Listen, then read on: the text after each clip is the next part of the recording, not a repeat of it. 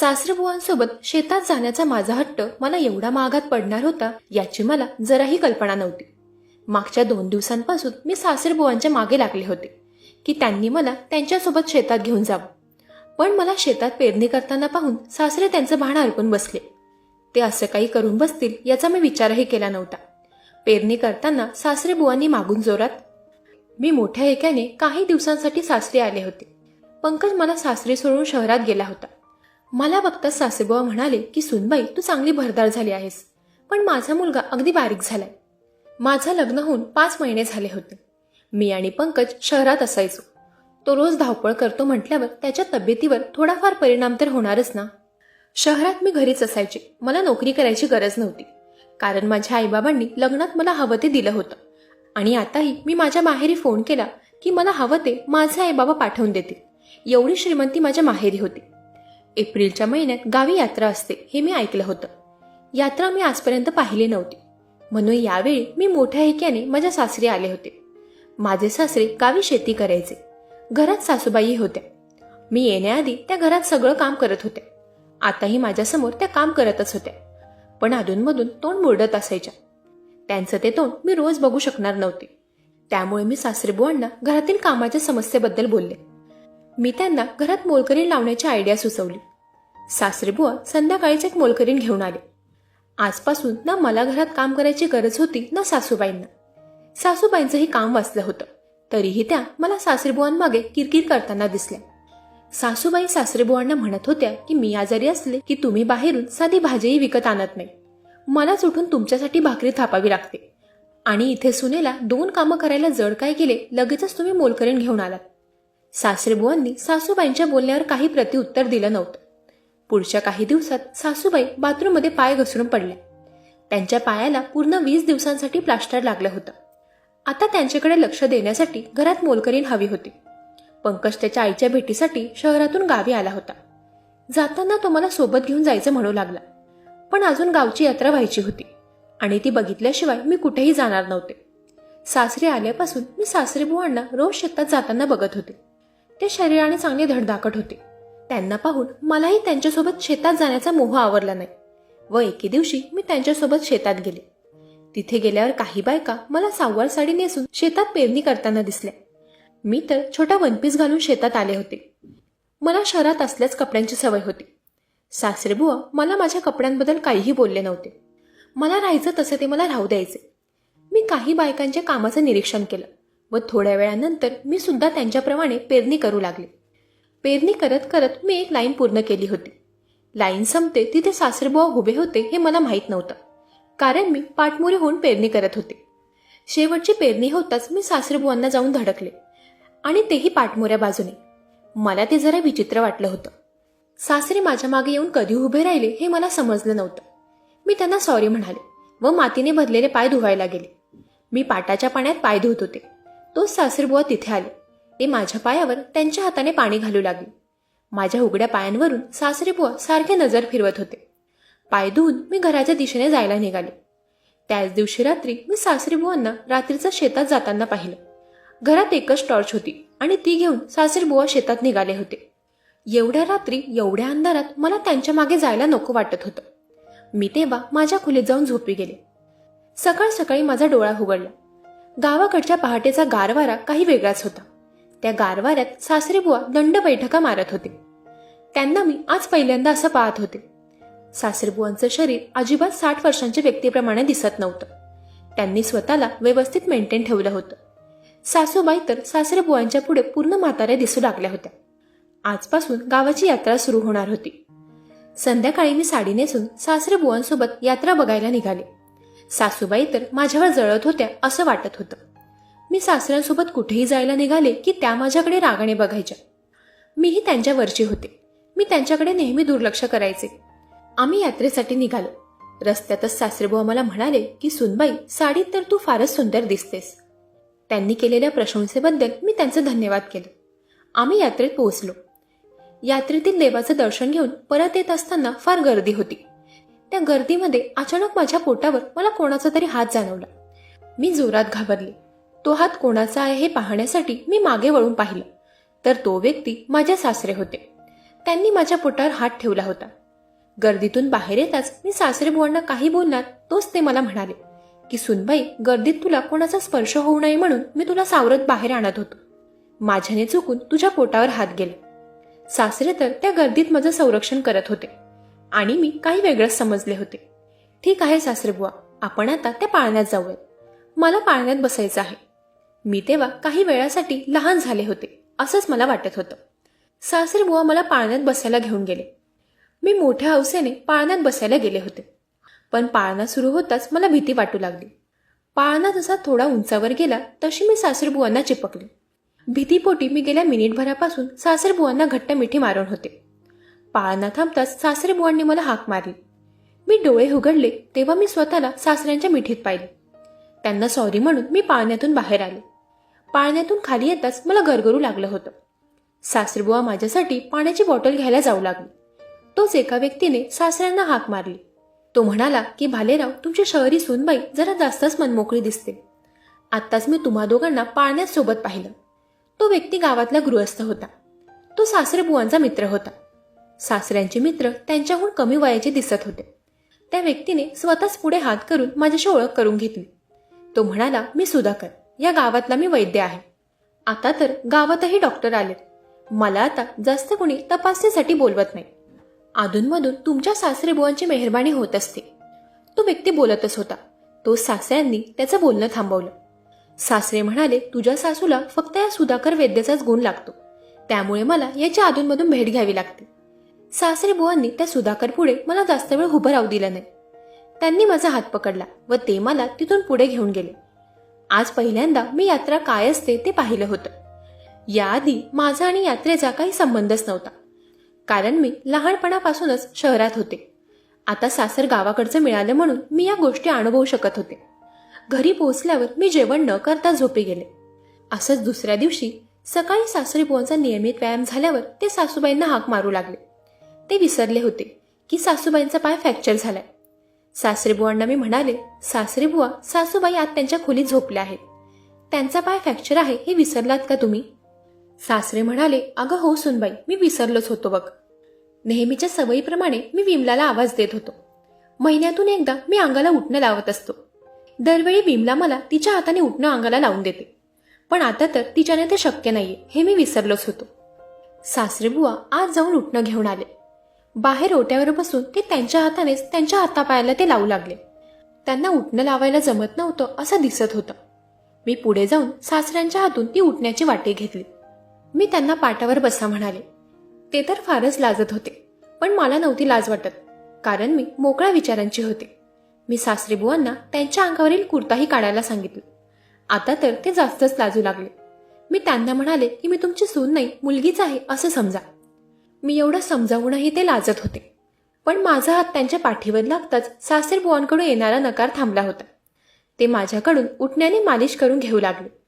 त्यांची त्वचा अजूनही तरुण व्यक्तीप्रमाणे होती.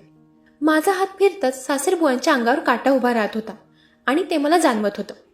घरातील मोलकरीण बाहेर येताच सासरेबुवांनी मला उठणं लावताना थांबवलं. ते बाहेरच्या बाथरूममध्ये आंघोळीसाठी गेले. ते आंघोळीला जाताच मी सुद्धा घरात गेले. सासरेबुवांच्या अंगावरून हात फिरल्याच्या नंतर सासरेबुवांच्या वागण्यात मला बदल जाणवू लागला होता. मी त्यांना सहजच उठणं लावायला मदत केली होती, पण ती मला एवढी जड पडणार होती याचा मी विचार केला नव्हता. आज रात्रीच्या वेळी मी सासरेबुवांना शेताच्या दिशेने जाताना पाहिलं. माझ्या खोलीच्या खिडकीतून मला शेताचा रस्ता सरळ दिसायचा. आज मलाही त्यांच्यासोबत शेतात जायचं होतं. रात्रीचं शेत कसं दिसतं हे मला बघायचं होतं. तेव्हा मी पळतच माझ्या खोलीतून बाहेर गेले. सासरेबुवा शेतात शिरायच्या आत मी त्यांना गाठलं. मला त्यांच्या मागे पाहून सासरे दचकले होते. ते म्हणाले, सुनबाई, तू या वेळेला इथे कशी? तू झोपली नाहीस? मी त्यांना नकारार्थी मान डोलावली व त्यांना म्हणाले, सासरेबुवा, मला रात्रीचं शेत कसं दिसतं ते बघायचं आहे. त्यावर ते म्हणाले की सुनबाई, शेतातील हिरवळमुळे आता शेतात फार गारठा असेल. या वेळेला तुला मी तिथे नेऊ शकत नाही. मी त्यांच्यासोबत जाण्यास हट्ट करू लागले. तेव्हा सासरेबुवा म्हणाले, आतल्या गारठात तू स्वतःला सांभाळू शकत असशील तर चल.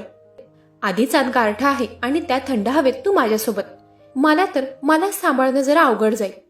सासरेबुवा मला आत घेऊन न जाण्यासाठी ते सगळे बहाणे करत होते, पण मी त्यांचा एकही बहाणा ऐकायला तयार नव्हते. मी त्यांच्या सगळ्या अटींना होकारार्थी मान डोलावली. शेवटी मी माझा हट्ट त्यांच्याकडून पूर्ण करून घेतलाच. आम्ही आज शेतात जायला निघालो. चालत असताना मी त्यांना प्रश्न केला की एवढ्या रात्री तुम्ही शेतात का जात असतात. तेव्हा सासरेबुवा म्हणाले की रात्रीच्या वेळी जनावरं पिकांचं नुकसान करतात, त्यामुळे अधूनमधून मी शेतात फेरफटका मारत असतो. बोलता बोलता आम्ही शेत गाठलं. तिथे फक्त एक बारीक लाईट सुरू होता. शेताच्या हिरवळमुळे आज फार गारठा होता. मला तर फारच थंडी भरून आली होती.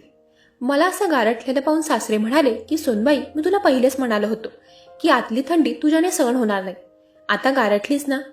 मी त्यांना नाहीही म्हणू शकत नव्हते, कारण त्यांना समोर सगळं दिसत होतं. सासरेबुवांनी मला त्यांच्या अंगावरील शॉल काढून दिली. त्यानंतर त्यांनी मला तिथे चालू असलेल्या लाईटजवळ उभं राहायला सांगितलं व ते शेताच्या थोडं आत गेले, कोणी जनावर आहे का ते पाहण्यासाठी. ते परत आले तेव्हा मला काहीसा विचित्र आवाज येऊ लागला. मी सासऱ्यांना त्या आवाजाबद्दल विचारलं. तेव्हा ते म्हणाले, रात्रीचे अनेक वेळा असे आवाज येत असतात, पण घाबरायची गरज नाहीये. माझा हात पकड आणि पुढे पाऊल टाक. मी सासरेबुवांचा हात पकडून पुढे चालू लागले. अचानक माझा पाय तिथे असलेल्या पाईपात अडकला आणि मी सासरेबुवांच्या अंगावर जाऊन पडले. आम्ही दोघे सुकलेल्या गवताच्या ढिगावर पडलो होतो. मी आणि सासरेबुवा एकमेकांच्या फारच जवळ होतो. त्यांची धडधड जरा जास्तच वाढली होती. सासरेबुवा मला म्हणाले, आज पहिल्यांदा तुझ्या सासूनंतर कोणीतरी दुसरी महिला माझ्या एवढ्या जवळ आलीये. त्यांचं बोलणं ऐकून मी लगेचच त्यांच्यापासून लांब झाले. मी त्यांना म्हणाले की सासरेबुवा, चुकून माझा पाय अडकला व मी तुमच्या अंगावर आले, बाकी काही नाही. नको ते गैरसमज बाळगू नका. मला शेताचा रस्ता एवढा ठाऊक नव्हता, म्हणून घरी पोहोचेपर्यंत मला सासऱ्यांचा हात पकडूनच चालावं लागलं. शेतातून बाहेर येताच समोर सुधाकर वैद भेटले. ते आम्हाला अगदी खालून वरपर्यंत निरखून पाहत होते. माझा हात सासरेबुवांच्या हातात होता. तेच ते मगापासून बघत होते. माझ्या लक्षात येताच मी सासरेबुवांचा हात सोडला आणि मी घराच्या दिशेने निघाले. घरी पोहोचताच घराच्या दारातच मोलकरीण मला दिसली. तिच्याकडे दुर्लक्ष करून मी माझ्या खोलीत गेले. दुसऱ्या दिवशी सकाळी वैद घरी आले होते. ते आल्यापासून माझ्याकडे वेगळ्याच नजरेने पाहत होते. सासरेबुवांनी त्याला डोळे मोठे करून पाहिलं. तेव्हा त्याने मला निहारायचं बंद केलं आणि तो आज सासूबाईंच्या खोलीत गेला. तो सासूबाईंची तपासणी करायला आला होता. तो त्यांच्या खोलीत असताना मी आज सासूबाईंच्या खोलीत गेले नव्हते. वैद सासूबाईंच्या खोलीतून बाहेर आला. तेव्हा सासरीबुवा त्याला घराच्या बाहेर सोडवायला गेले असताना मोलकरीण सासूबाईंच्या खोलीतून बाहेर आली. ती मला म्हणाली की मोठ्या मालकीनबाईंनी तुम्हाला आत बोलावलं आहे. मोलकरीण मला निरोप देऊन किचनमध्ये गेली व मी सासूबाईंच्या खोलीत शिरले. आज जाताच मी त्यांना त्यांच्या तब्येतीबद्दल विचारपूस केली. तेव्हा सासूबाई म्हणाल्या, माझ्या तब्येतीचं बाजूला ठेव, पण तुझं काय चाललंय? मला प्लास्टर लावून इथे एका खोलीत बसवलंस आणि बाहेर तू तुझ्या सासऱ्याच्या जवळ जाण्याचा प्रयत्न करत आहेस. पण तू तुझ्या सासऱ्याला साधा पुरुष समजू नकोस. एकदा का तो व्यक्ती खवळला तर तुझी खैर नाही. तो पुरुष आहे आणि त्यांचं जे वय आहे त्या वयात तर पुरुष जात अजूनच सक्रिय असते. जास्त जवळ जाण्याचा प्रयत्न करशील ना तर एका रात्रीतच तुझा सासरा तुझं नामोनिशाण मिटवून टाकेल. तू बाहेर तुझ्या सासऱ्यासोबत जे काही करतेस ते सगळं माझ्या कानावर आलंय. सासूबाई कोणाचंही काही ऐकून बसल्या होत्या. त्यांनी माझ्यावर नको ते आरोप लावले होते. याआधी मी अशी भाषा कधीच ऐकली नव्हती. मला त्यांच्या बोलण्याचं फार वाईट वाटलं होतं. मी त्यांच्या खोलीतून रडतच बाहेर आले. मी माझ्या खोलीत जाऊन रडत बसले होते. मी माझ्या खोलीत गेल्याच्या काही वेळाने सासरेबुवा तिथे आले. मला रडताना पाहून ते माझ्याजवळ येऊन बसले. मी त्यांना सासूबाई व माझ्यातील संभाषण सांगितलं. तेव्हा सासरेबुवा म्हणाले की सुनबाई, तू तुझ्या सासूच्या बोलण्याकडे लक्ष देऊ नकोस. ती तर स्वतः म्हातारी होऊन बसली आहे आणि आता ती माझ्यावर संशय घेऊ लागली. तू तिच्या बोलण्यावर लक्ष देऊ नकोस. तुझा स्वभाव मन मोकळा आहे आणि मला ते माहीत आहे. सासूबाईंच्या बोलण्याचा सासऱ्यांवर काहीच फरक पडला नव्हता. त्यांनी माझे डोळे पुसून मला मिठी मारली. सासरेबुवांचा समंजस स्वभाव मला समजला होता. माझ्या मनातील गोष्ट त्यांच्यासमोर मांडण्याचा तो चांगला चान्स होता. तेव्हा मी त्यांच्या मिठीतून बाजूला झाले. माझ्या खोलीचा दरवाजा मी बंद केला व सासरेबुवांजवळ जाऊन बसले. मी त्यांना म्हणाले, सासरेबुवा, मला तुमच्याशी एक महत्त्वाची गोष्ट बोलायची आहे. मी त्यांना माझ्यातील व पंकजमध्ये असलेलं एक गुपित सांगितलं. मला मूल होऊ शकत नाही हे मी सासरेबुवांना सांगितलं. मी त्यांना कधीच नातू देऊ शकत नाही हे मी त्यांना आज सांगून टाकलं होतं. मला वाटलं सासरेबुवा माझ्यावर चिडतील, पण त्यांनी अगदी शांतपणे ती गोष्ट ऐकून घेतली. त्यावर त्यांनी चांगला मार्गही सुचवला. ते म्हणाले की सुनबाई, मी पंकजला समजावतो की त्याने मूल दत्तक घ्यावं.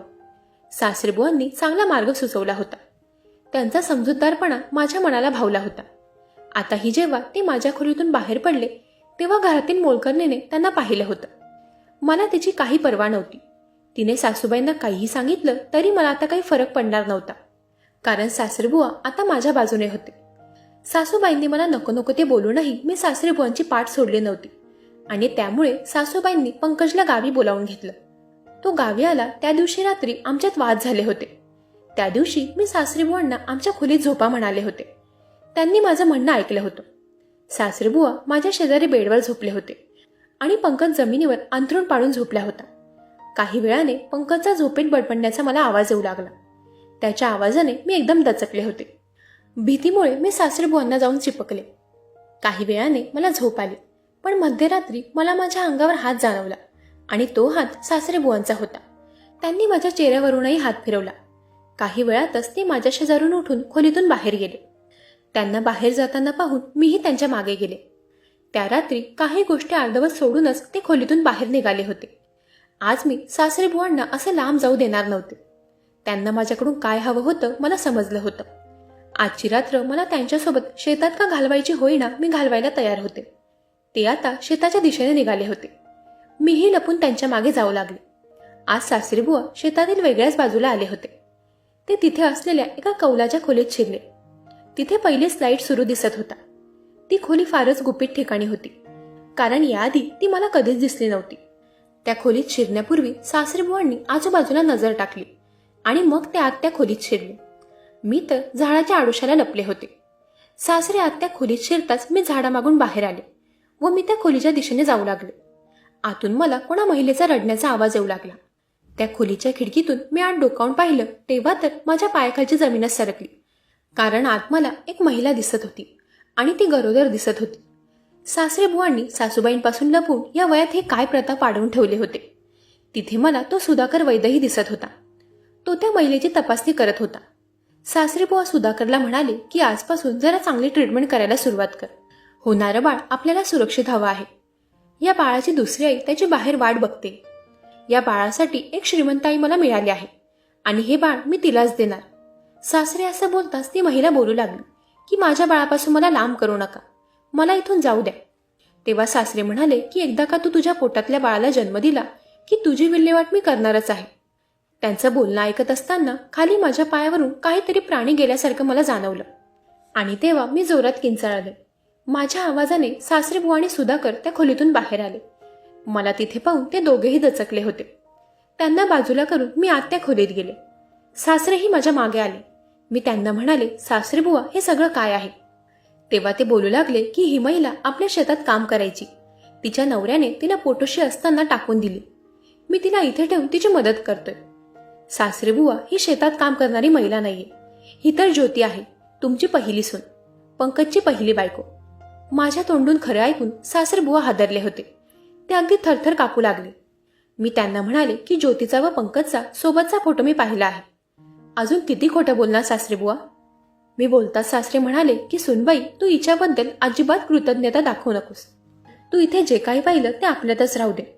तुला मूल होऊ शकत नाही हे गुपित मी माझ्याजवळ ठेवतो. जसं हिने बाळाला जन्म दिला तशी तू त्या बाळाला घेऊन शहरात निघून जा. तुझ्यावर कोणी काहीच प्रश्न उचलणार नाही. ही माझी जबाबदारी आहे. बाळ जन्माला आल्यानंतर ज्योतीचं काय करायचं ते मी बघतो. तू तुझ्या चांगल्या संसारात व्यत्यय नको आणूस. सासरेबुवा असं बोलताच बाहेरून पंकज त्या खोलीत आला. त्याने त्याच्या बाबांचं बोलणं ऐकलं होतं.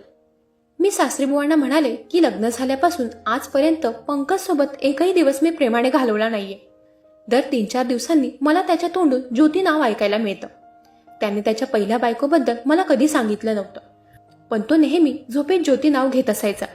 मी त्याचा मोबाईल चेक केला तर त्यात मला त्याचे व ज्योतीचे फोटोही दिसले होते. ज्योतीचं रहस्य काय आहे हे जाणून घेण्यासाठीच मी गावी आले होते. मी तुमच्याशी खोटं बोलली की मला मूल होऊ शकत नाही. मला तुमचा हा खरा चेहरा पाहायचा होता, म्हणून मी ते सर्व नाटक केलं. त्या दिवशी जेव्हा सुधाकर रात्रीच्या आपल्याला शेताजवळ भेटले तेव्हा मला फक्त संशय आला होता. पण तुम्ही तिथून जाताच सुधाकरच्या हातातील पिशवीतून मेडिसिन बाहेर पडलं आणि ते जेव्हा मी पाहिलं तेव्हा मला समजलं की ते गरोदर महिलेला दिले जाणारे औषधी आहेत. सुधाकर साधारणतः प्रसूती एक्सपर्ट आहे हेही मला काही लोकांकडून समजलं होतं. तुम्ही तुमच्याच मुलाचं मूल त्याला दत्तक द्यायला निघाला होतात. मी पुढे काही बोलला तोच पंकज म्हणाला, बाबा तुम्ही तर मला म्हणाला होतात ज्योती कोणा मुलासोबत पळून गेली. पण तुम्ही तर तिला इथे डांबून ठेवलं आहे. असं का केलं बाबा? सासरे तर उत्तर द्यायला तयार नव्हते. ते खाली मान घालून उभे होते. तेव्हा ज्योती बोलू लागली. ती म्हणाली, पंकज, तू शहरात गेल्यावर तुझे आई बाबा मला माझ्या माहेरून पैसे आणायला सांगायचे. माझ्या बाबांनी लग्नात हुंडा देण्यासाठी त्यांची शेतीही विकली होती. आता त्यांच्याकडे काही शिल्लक नव्हतं. मी त्यांना कुठल्या तोंडाने पैसे मागू? मी माझ्या माहेरहून पैसे आणू शकत नव्हते. म्हणून तुझे आई बाबा माझा फार छळ करायचे. तुला माझ्या बोलण्यावर कधीच विश्वास बसला नाही. तू तुझ्या आईबाबांबद्दल काही ऐकायला तयार नव्हतास. तुझ्या विश्वासाचा त्यांनी फायदा घेतला. त्यांनी तुला सांगितलं की मी पळून गेले आहे, कारण त्यांना तुझं लग्न दुसऱ्या श्रीमंत घरातील मुलीसोबत लावायचं होतं. ती श्रीमंत मुलगी त्यांना हवे तेवढे पैसे देऊ शकणार होती. तू तुझ्या आईबाबांच्या बोलण्यावर विश्वास ठेवलास व मी पळून गेले आहे हे तू मान्य केलंस. पण माझं प्रेम खरं होतं, म्हणून आपली आज भेट होऊ शकली. सासरे बुवांनी मला जेव्हा या खोलीत आणून टाकलं तेव्हा मला गरोदरपणाचे लक्षण दिसू लागले. हे बाळ आपल्या प्रेमाचं प्रतीक आहे. आज जर तुम्ही इथे पोहोचला नसतात तर माझ्यासोबत या लोकांनी काय केलं असतं हे मी सांगू शकत नाही. सासरे बुवांनी पैशांसाठी पंकजचं दुसरं लग्न केलं होतं.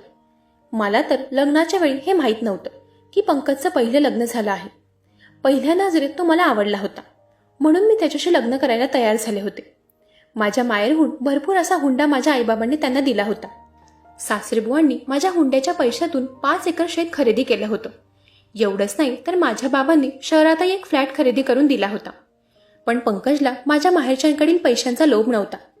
त्याचे आईवडील म्हणाले ते त्याने ऐकलं होतं. पंकज आणि ज्योतीच्या डोळ्यात मला एकमेकांबद्दल प्रेम दिसत होतं. त्या दोघांनी माझे आभार मानले. पंकज मला म्हणाला की मधू, तुला भीती नाही वाटली का? तू माझी आणि ज्योतीची भेट घडवून आणलीस, पण यात तुझं नुकसान होईल हा विचार तू केला नाहीस का?